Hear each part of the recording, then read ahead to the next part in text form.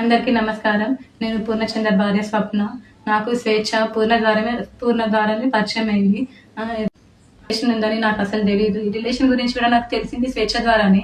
తను నాకు ఫోటో పెట్టడం ద్వారా తెలిసింది. నేను పూర్ణని అడిగాను ఏంటిది అని చెప్పేసి అడిగితే చెప్పాడు. చెప్పినాక నాకు ఆయనకి గొడవలు స్టార్ట్ అయింది. అక్కడ నాకు ఇంకా తెలిసింది ఏంటంటే అక్కడ కూడా తనతో గొడవలు ఉంటున్నాయి అని చెప్పేసి అంటే ఇంకా నేను ఆయన ఎందుకు ప్రెషరైజ్ చేయాలి అని చెప్పేసి నేను ఆయనను వదిలేశాను. ఇంకా నేను ఎందుకు ఇప్పుడు మీడియా ముందుకు వచ్చానంటే అరణ్య ఆయన మీద చేసిన ఆరోపణలు చూసి నేను తట్టుకోలేక నేను ముందుకు వచ్చాను. నేను మీడియా ముందుకు ఎందుకు వచ్చానంటే ఇప్పుడు స్వేచ్ఛ కూతురు అరణ్య మా ఆయన మీద నిందలేస్తుంది. ఆ నిందలు నేను చూసి తట్టుకోలేక నేను వచ్చాను బయటికి. నా పిల్లలతో పాటే అరణ్యను కూడా చూసుకున్నాడు. తనకి స్కూల్లో జాయిన్ చేశాడు, ఫీజులు కట్టాడు. నా పిల్లలకి బట్టలు తీసుకున్నప్పుడు ఆయన కూడా తీసుకునేవాడంట.